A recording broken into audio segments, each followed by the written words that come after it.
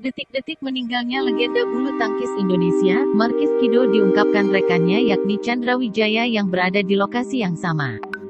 Chandra Wijaya mengaku terkejut melihat rekannya itu tiba-tiba terjatuh dan tidak sadarkan diri.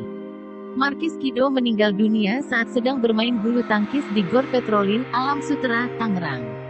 Senin, tanggal 14 Juni tahun 2021, malam. Menurut Chandra Wijaya, mantan pemain yang hadir di arena, Kido tiba-tiba terjatuh dan tidak sadarkan diri saat baru bermain setengah game. Saat itu sekitar pukul 18.30 waktu Indonesia Barat. Chandra mengatakan, dia langsung menolong Markis Kido yang kolaps di arena bulu tangkis. Saya duduk di pinggir lapangan melihat Kido terjatuh. Dan saya lari menolong. Dia tidak sadarkan diri dan mengorok, cerita Chandra, yang kemudian membawa Kido ke RS Omni di Alam Sutra, Tangerang.